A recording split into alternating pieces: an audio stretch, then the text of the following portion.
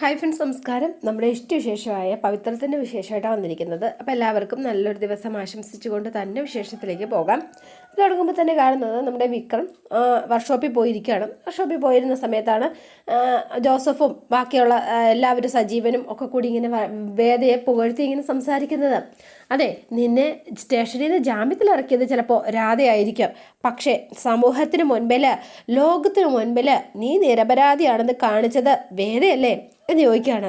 അതെ, അത് തന്നെയാണ് ഏറ്റവും വലിയ പ്രധാനം. അതിന് മുന്നിട്ടിറങ്ങാനും അത് സാധിക്കാനും വേദയ്ക്ക് കഴിഞ്ഞത് ഒരു നിസ്സാര കാര്യമല്ല എന്ന്. നിന്റെ ജീവിതത്തിൽ ഇതിനേക്കാൾ നല്ലൊരു ചോയ്സ് ഇനി നിന്റെ ജീവിതത്തിൽ ഉണ്ടാവാൻ പോകുന്നില്ല എന്ന് വേദയെ കുറിച്ച് എല്ലാവരും പറയാണ്.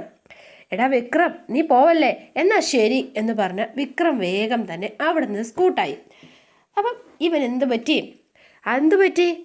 ചിലപ്പോൾ വേദയോട് പെരുമാറിയത് ശരിയായില്ല എന്നുള്ള കുറ്റബോധം കൊണ്ടായിരിക്കും അവൻ പോയത് എന്ന് ഇവരിങ്ങനെ സംസാരിച്ചുകൊണ്ടിരിക്കുകയാണ്. പിന്നെ നമ്മൾ കാണുന്നത് ശങ്കർ നാരായണൻ്റെ വീട്ടിലാണ്. അപ്പോൾ അതേ വർഷയും കുഞ്ഞും ഒക്കെ കൂടി തിരിച്ച് വീട്ടിലേക്ക് എത്തിയിരിക്കുകയാണ്. അപ്പം മുത്തശ്ശിയും ശങ്കര ഇതാ അവർ വന്നു. അപ്പം ശ്രീകാന്തും വർഷയും നമ്മുടെ ചന്ദ്രസേനും പത്മവും ദീപ്തിയും ഒക്കെ ഉണ്ട് കേട്ടോ. അപ്പോൾ അവരെല്ലാവരുടെ അകത്തേക്ക് വരികയാണ്. അതെ, ഒരു മിനിറ്റ് അവിടെ നിൽക്കുക എന്ന് പറഞ്ഞ് അച്ചമ്മ നേരെ അകത്തേക്ക് പോയി. എന്നിട്ട് ആരതി തട്ടൊക്കെ എടുത്തുകൊണ്ട് വന്ന് ആരതിയൊക്കെ ഒഴിഞ്ഞ് എല്ലാ കാര്യങ്ങളും നടത്ത ആയുരാരോഗ്യ സൗഖ്യത്തോടെ ആയുസോടെ ഈ വീട്ടിൽ മോൻ വളരട്ടെ എന്നൊക്കെ പറഞ്ഞു. അതിനുശേഷം ഇവർ അകത്തേക്ക് കയറി ചെല്ലുകയാണ് കേട്ടോ എല്ലാവരുടെ. എന്തേ ഗായത്രി വന്നില്ലേ എന്നിങ്ങനെ ശങ്കരനാരായണൻ ചോദിച്ചപ്പോൾ, ഒന്നും പറയണ്ട എൻ്റെ ശങ്കരേട്ടാ, അവളായിരുന്നു ആദ്യം പുറപ്പെട്ടത്. ഇറങ്ങാൻ നേരത്തേക്ക് ഒന്ന് കാല് തെറ്റി, ഇരുന്നെടുത്തുനിന്ന് പിന്നെ അനങ്ങാൻ പറ്റില്ല. ഗായത്രിയെ കൊണ്ടുപോയി ഞങ്ങൾ ഡോക്ടറെ കാണിച്ചിട്ടാ പുറപ്പെട്ടത്. എന്നിട്ട് എന്തെങ്കിലും ഉണ്ടായോ? ഇല്ലാതെ പിന്നെ 6 ആഴ്ച പ്ലാസ്റ്റർ ഇരിക്കണം, കാല് നിലത്ത് കുത്തരുതെന്നാണ് ഡോക്ടർ പറഞ്ഞിരിക്കുന്നത്. എന്നിട്ടും ആൻറ്റി വന്നേ തീരുമെന്ന് നിർബന്ധം പിടിച്ചതാ. അങ്കിള് സമ്മതിച്ചില്ല. അപ്പം ആദ്യമായിട്ട് കുഞ്ഞിനെ കൊണ്ട് വരുമ്പോൾ ഒടിഞ്ഞ കാലുമായിട്ടുള്ള അതൊരു അപശകുനമാണ്. അത് വേണ്ടാന്ന് ഞാൻ തന്നെയാണ് പറഞ്ഞത്. എന്നാൽ പിന്നെ എല്ലാവർക്കും ഇരിക്കാം. അപ്പം സാവിത്രി അമ്മ, എന്നാ കുഞ്ഞിനെങ്കിൽ താമോളെ, നല്ല ഉറക്കാ, ഇനിയിപ്പോൾ കൈ മാറിയ ഇപ്പം കരച്ചിലാവും എന്ന് വർഷ പറയാണ്. എന്നാൽ പിന്നെ നീ അകത്ത് കൊണ്ടുപോയി കിടത്ത്. ആളുകളുടെ ബഹളം കേട്ട് ഇനി കുഞ്ഞുണരാൻ നിൽക്കണ്ട. അതെ, ഒരു കുഞ്ഞു ശബ്ദം കേട്ടാൽ മതി, അപ്പോൾ ഉണരും അവൻ. ഞാൻ കിടത്തണോ എന്ന് ചോദിച്ചു പത്മ. വേണ്ട, എന്നിട്ട് ഫീഡ് ചെയ്യാനുള്ളതാ, ഞാൻ കിടത്തിക്കോളാം എന്ന് പറഞ്ഞ് നേരെ വർഷ കുഞ്ഞിനെ കൊണ്ട് റൂമിലേക്ക് പോയി. എന്നിട്ട് കൊണ്ടേ കിടത്തുകയാണ് കേട്ടോ. അപ്പം സാവിത്രി അമ്മയ്ക്ക് സങ്കടമായി. ഇനിയിപ്പോൾ കുഞ്ഞിൻ്റെ നൂലുകെട്ടിലും പേരിടലും ഒക്കെ നടത്താറായല്ലോ. അതെനിക്ക് ഇനിയും സമയമുണ്ടല്ലോ. എവിടെ സമയം? ദിവസങ്ങൾ അങ്ങനെ പെട്ടെന്നങ്ങ് പോകും. അത്തരം ചടങ്ങുകൾ നടത്തുമ്പോൾ നമ്മൾ മാത്രം പോരാ, ബന്ധുക്കളെ ഒക്കെ വിളിക്കണം എന്ന് പറഞ്ഞു ചന്ദ്രശേഖരൻ. അത് പിന്നെ വേണ്ടതല്ലേ, എല്ലാവരെയും വിളിച്ച് ആഘോഷിക്കുന്ന കാര്യമല്ല ഞാനിപ്പോൾ പറഞ്ഞത്. പിന്നെ കുഞ്ഞിന് പേരിടാൻ അധികാരമുള്ള ആളുകൾ തന്നെ അത് ചെയ്യണം. അങ്ങനെ നോക്കിയാൽ അതിനുള്ള അധികാരം ദർശനാണുള്ളത്. അവനങ്ങ് ഇപ്പം ഇംഗ്ലണ്ടിലല്ലേ. അപ്പം പിന്നെ എങ്കിട്ടില്ലെങ്കിൽ എത്താൻ പറ്റിയില്ലെങ്കിൽ എന്ത് ചെയ്യും? അച്ഛൻ്റെ സഹോദരിമാരിൽ മൂത്തയാൾ ചെയ്യണം, അതായത് വേദ. അങ്ങനെ ഒരു നാട്ടു നടപ്പുണ്ടോ എന്ന് ചോദിച്ചു വർഷ. അങ്ങനെയൊന്നുമില്ല. ഇനിയിപ്പോൾ അമ്മാവനില്ലെങ്കിൽ അച്ഛനോ മുത്തശ്ശനോ മുത്തശ്ശിയോ അങ്ങനെ ആരെങ്കിലും ഒരാൾ എന്നല്ലേ ഉള്ളൂ. സഹോദരൻ്റെ കുഞ്ഞിനെ കാണാൻ വരുന്ന സഹോദരിയെ ഒരു നോക്ക് കാണിക്കാൻ പോലും കൂട്ടാക്കാതെ ആശുപത്രിയിൽ നിന്ന് ആട്ടി ഇറക്കി വിടുന്നത് നാട്ടു നടപ്പല്ലല്ലോ അല്ലേ ചന്ദ്രശേഖര എന്ന് ചോദിച്ചു. അപ്പം എല്ലാവരും ആകെ ഷോക്കായി. മുതിർന്നവർക്ക് പകയും ദേഷ്യവും പ്രതികാരവും ഒക്കെ തോന്നുന്നത് മനസ്സിലാക്കാം. പക്ഷെ ജനിച്ചു വീണ കുഞ്ഞിൻ്റെ പേരിൽ എന്ത് കാര്യത്തിനാ നിങ്ങൾ ഈ പക സൂക്ഷിക്കുന്നത്? അപ്പോൾ ശ്രീകാന്ത് മിണ്ടാതെ നിൽക്കുകയാണ്. അപ്പോൾ പത്മം, ശരിയാണോ ശ്രീകാന്ത് എന്ന് ചോദിച്ചു. നീ വേദയെ ആശുപത്രിയിൽ നിന്ന് ഇറക്കി വിട്ടതെന്നുള്ളത് സത്യമാണോ എന്ന് ചോദിച്ചു. അപ്പം ഇപ്പം മിണ്ടാതെ ഇങ്ങനെ നിൽക്കുകയാണ് കേട്ടോ. എല്ലാവരും ഇങ്ങനെ നിന്നു. ചോദിച്ചതിനുള്ള ഉത്തരം പറ ശ്രീകാന്തേ. അവൾ എൻ്റെ കുഞ്ഞിനെ കാണണമെന്ന് എനിക്ക് തോന്നിയില്ല. അതുകൊണ്ട് എൻ്റെ കുഞ്ഞല്ലേ, അത് തീരുമാനിക്കാനുള്ള അവകാശം എനിക്കില്ലേ? കുഞ്ഞുങ്ങൾ ദൈവത്തിൻ്റെതാണ് ശ്രീകാന്തേ. ചിറകുമുറ്റും വരെ അവർ വളർത്തി വലുതാക്കാനുള്ള അവകാശം മാത്രമേ ദൈവം അച്ഛനും അമ്മയ്ക്കും മറ്റുള്ളവർക്കും തന്നിട്ടുള്ളൂ. അതും സ്വന്തം ഇഷ്ടപ്രകാരമല്ല, ആ കുഞ്ഞിൻ്റെ പ്രകാരം വളർത്തണം. നാളെ നിന്റെ കുഞ്ഞിന് അവളുടെ സഹായം വേണ്ടി വരില്ല എന്ന് നിനക്ക് ഉറപ്പിച്ച് പറയാൻ പറ്റുമോ എന്ന് ചോദിച്ചു അച്ചമ്മ. മിണ്ടാതെ നിൽക്കുകയാണിങ്ങനെ. ശങ്കര, നീ പറ, ചെയ്തത് തെറ്റായിപ്പോയി, അതിനുള്ള പ്രായശ്ചിത്തം എന്തായാലും ചെയ്തേ പറ്റുമോ? എന്ത് ചെയ്യണമെന്നാ പറയുന്ന മുത്തശ്ശി? ഞാൻ ചെന്ന് അവളെ കാല് പിടിച്ച് മാപ്പ് പറയണോ? അവളെയും വിക്രമിനെയും കുഞ്ഞിനെ കണ്ട് അനുഗ്രഹിച്ചു പോവാൻ ഈ വീട്ടിലേക്ക് നീ ക്ഷണിക്കണം, അല്ലാതെ വർഷം മിണ്ടരുത് എന്ന് പറഞ്ഞു. ദേ, ഒരു കാര്യം പറഞ്ഞേക്കാം, കുട്ടി വെച്ച് സ്വയം താലോലിച്ച് കൊണ്ടു നടക്കാൻ ഈ കുടുംബത്തിൽ ഉണ്ടായത് ഒരു പാവക്കുഞ്ഞൊന്നുമല്ല. ആ കുഞ്ഞിന് അച്ഛനും അമ്മയും മാത്രം പോരാ, അച്ഛമ്മയും അച്ചച്ചനും അമ്മൂമ്മയും ആൻറ്റിമാരും എല്ലാവരും വേണം എന്ന് പറഞ്ഞു. അതെ, പിന്നെന്താ, പിന്നീട് അതിന് എല്ലാ കാര്യവും സ്നേഹവും മനസ്സിലാവണമെങ്കിൽ എന്താണെങ്കിലും അത് കഴിഞ്ഞ ശേഷമേ കുഞ്ഞിനത് മനസ്സിലാവൂ. കന്മഷം തീണ്ടാത്ത ആൾക്കാരെ കുഞ്ഞിലെ അവരുടെ മനസ്സ് നഞ്ച് കളക്കി കളയരുത് നീയൊക്കെ എന്ന് പറഞ്ഞിട്ട് സാവിത്രി അമ്മ അകത്തേക്ക് പോയി. അമ്മയ്ക്ക് ഭയങ്കര സങ്കടമായി പോയി കേട്ടോ. ശരിക്കും വേദന അവിടുന്ന് ഇറക്കി വിട്ടത്. പിന്നെ കാണുന്നത് നമ്മുടെ വിശ്വത്തിനെയാണ്. അപ്പോൾ വിശ്വം വേണ്ട ഓഫീസിലേക്ക് ജോലിക്ക് എത്തിയിരിക്കുകയാണ്. നിങ്ങളുടെ ക്വാളിഫിക്കേഷൻ കണ്ടിട്ടൊന്നുമല്ല ഞങ്ങൾ നിങ്ങളെ വിളിപ്പിച്ചത്. പിന്നെ അതിനെപ്പറ്റിയൊക്കെ വിനായകൻ പറഞ്ഞിരുന്നു. അല്ല, ഇത്രയും നാളായിട്ട് ഒരിടത്ത് ജോലിക്ക് നിന്നിട്ടില്ല അല്ലേ എന്ന് ചോദിച്ചു. സ്ഥിരമായിട്ടൊരിടത്ത് നിൽക്കില്ല അല്ലേ? അതുകൊണ്ടല്ല സർ, പല സ്ഥലങ്ങളിലും അങ്ങോട്ട് സെറ്റായില്ല. ഈ പ്രായമായിട്ടും എന്ന് ചോദിച്ചു. അല്ല സർ, മിസ്റ്റർ വിശ്വം, ഈ ജോലിക്ക് പലരെയും ഞങ്ങൾ പരിഗണിച്ചിരുന്നു. അവരിൽ പലരെയും വേണ്ടാന്ന് വെച്ചത് ക്വാളിഫിക്കേഷൻ ഇല്ലാത്തത് കൊണ്ടോ കഴിവില്ലാത്തത് കൊണ്ടോ ഒന്നും ആയിരുന്നില്ല. ഞങ്ങൾ നോക്കുന്നത് ശരിക്കും വിശ്വസ്തനായ ഒരാളെയാണ് ഞങ്ങൾക്ക് വേണ്ടത്. കാരണം ഈ ജോലി കൈകാര്യം ചെയ്യേണ്ടത് പണമാണ്, ലക്ഷങ്ങൾ കോടികൾ വരും. പിന്നെ റിസർവ് ബാങ്ക് ലൈസൻസ് ഉള്ള അത്തരമുള്ള കമ്പനിക്ക് വേണ്ടിയിട്ട് ഈ ഏരിയയിൽ ATM കൗണ്ടറുകൾ ഫില്ല് ചെയ്യുന്നത് നമ്മളായിരിക്കും.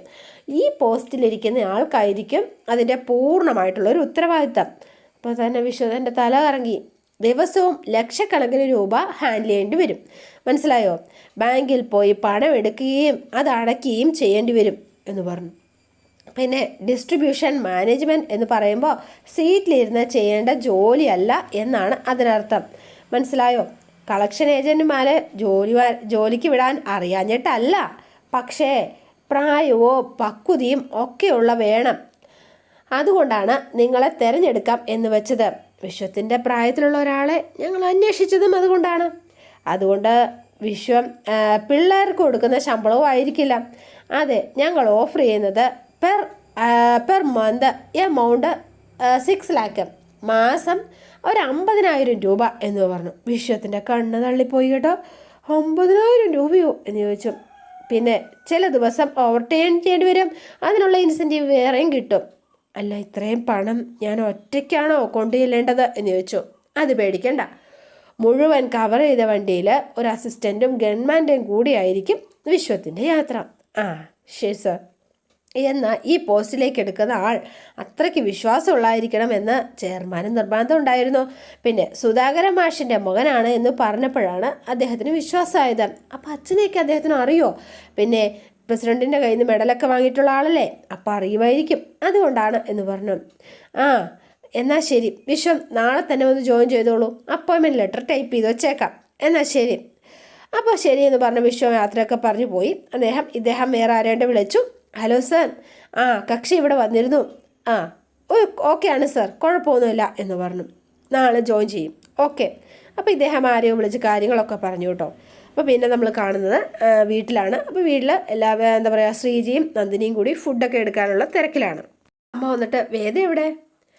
വയറ് വേദനിക്കുന്നത് വന്ന് മുറി കിടപ്പുണ്ട്. അയ്യോ, അമ്മ ഇപ്പോൾ വെപ്രാളം പിടിച്ച് ഓടാനും നിൽക്കണ്ട, ഇതെല്ലാവർക്കും വരുന്ന വേദന തന്നെയാണ്, അവൾക്ക് മാത്രം പ്രത്യേകതയൊന്നുമില്ല എന്ന് പറഞ്ഞു. നേരത്തെ ഞാൻ ഇച്ചിരി കഞ്ഞി കൊടുത്തു, വിളിക്കാൻ നിൽക്കണ്ട, കിടന്നോ. അപ്പോഴത്തേനും വേഗം നന്ദിനി ഫുഡ് എടുത്തു വെക്കുക എന്ന് പറഞ്ഞ് ഇവരെല്ലാവരും വന്ന് ഫുഡ് കഴിക്കാനായിട്ട് ഇരിക്കുകയാണ് കേട്ടോ. അപ്പോൾ അച്ഛനും ഇരുന്നു. അപ്പം വിനായകൻ ഇങ്ങനെ തോണ്ടുകയാണ്. അച്ഛാ, അത് ശരിയായി എന്ന് പറഞ്ഞു വിശ്വം. എന്ത്, രാവിലെ പോയില്ലേ? അത് ഒന്ന് വാ തുറന്ന് എൻ്റെ പറയല്ലേ വിശ്വേട്ടാ, ഞാൻ റെക്കമെൻഡ് ചെയ്ത ജോലിയല്ലേ, അത് കിട്ടി, നാളെ മുതൽ ജോയിൻ ചെയ്യാൻ പറഞ്ഞു. അത് കൊള്ളാലോ എന്ന് പറഞ്ഞു അച്ഛൻ. അപ്പോൾ ശ്രീജിക്ക് സന്തോഷമായി കേട്ടോ. അപ്പോൾ വേഗം തന്നെ എന്താ ശരിക്ക് പണി? അതെ, മേലനങ്ങുന്ന പണിയെങ്ങാനും ആണെങ്കിൽ കുറച്ച് ദിവസം കഴിയുമ്പോൾ വീടിൻ്റെ തിണ്ണെ തന്നെ കാണുമല്ലോ, അതുകൊണ്ട് ചോദിച്ചു എന്ന് മാത്രം.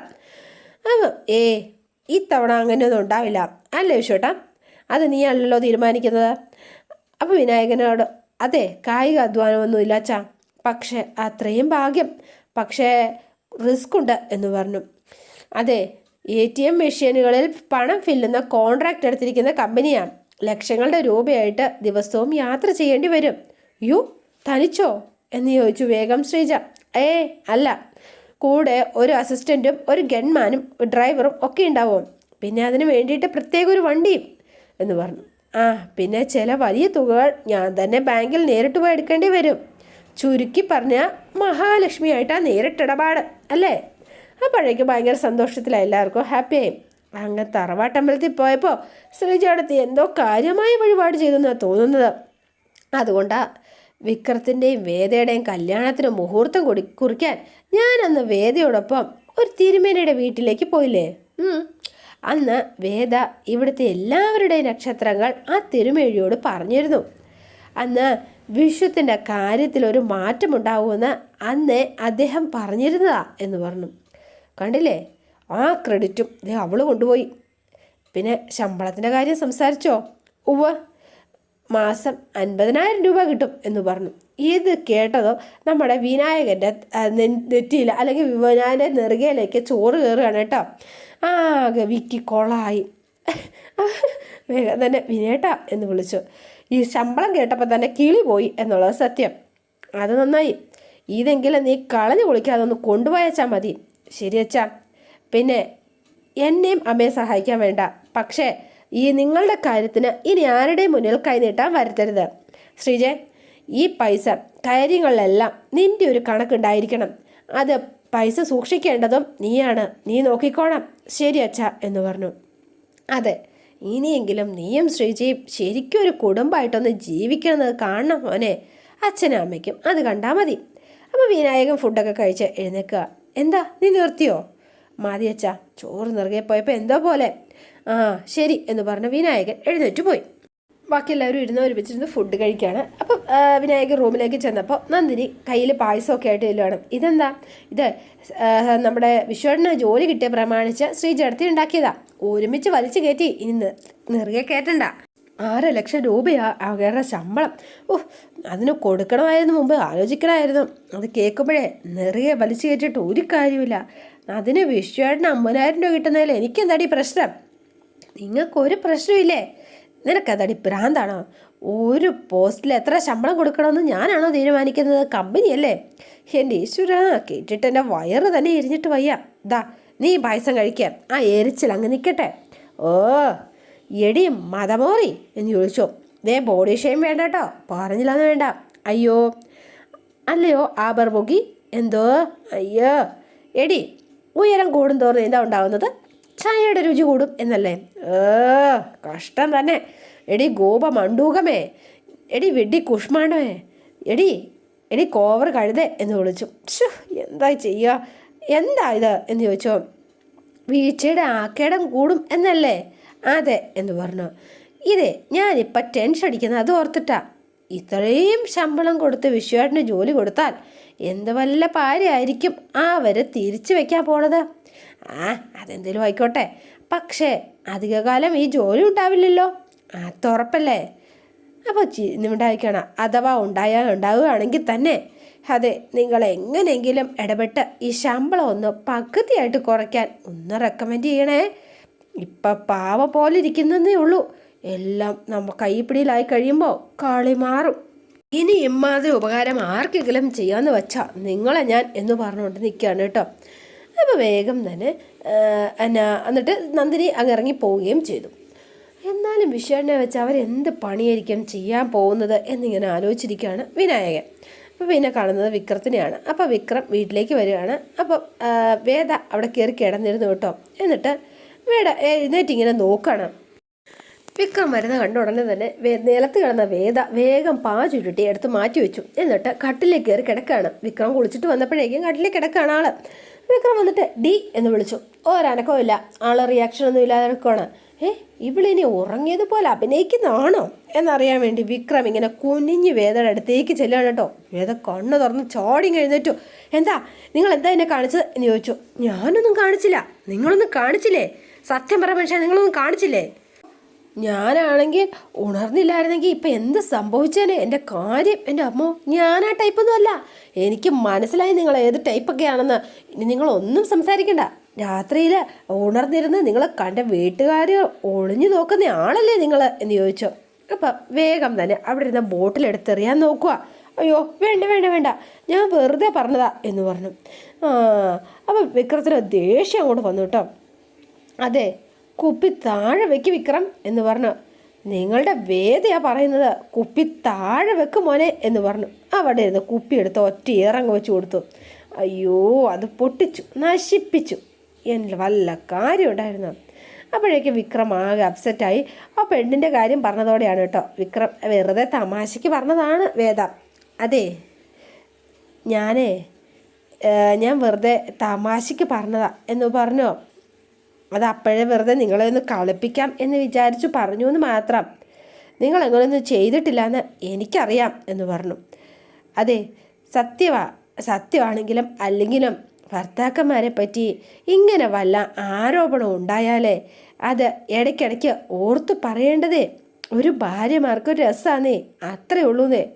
ആഹാ, ഭാര്യയോ? ആര്? എൻ്റെയോ? വീണ്ടും തുടങ്ങി. ഞാനത് മനസ്സിലോട്ട് അംഗീകരിച്ചിട്ടില്ല. ശരി, അംഗീകരിക്കണ്ട. അതെ, ഞാൻ പക്ഷേ നിങ്ങളെ മനസ്സിൽ പ്രതിഷ്ഠിച്ച് കഴിഞ്ഞു. ഇനി ഇടയ്ക്കിടയ്ക്ക് ഇതുപോലെ ധാര, അഭിഷേകം, ആറാട്ട്, അങ്ങനെ എല്ലാം പ്രതീക്ഷിക്കാം. എഴുന്നേറ്റ് താഴെ മാറി കിടക്കടി. എന്തിന് എന്ന് ചോദിച്ചോ. എന്തിനാണോ? ഇതെൻ്റെ കട്ടിലല്ലേ. അതെ, നമ്മുടെ കട്ടിലാണെന്നാണല്ലോ അച്ചമ്മ പറഞ്ഞത്. എഴുന്നേറ്റ് പോകുന്നുണ്ടോ അതോ ഞാൻ വലിച്ച് താഴെ ഇടണോ? ദേ, സത്യത്തിലേ ഈ കട്ടിലെ ചെറുതല്ലേ എന്ന് ഞാൻ അച്ചമ്മയോട് ചോദിച്ചതാ.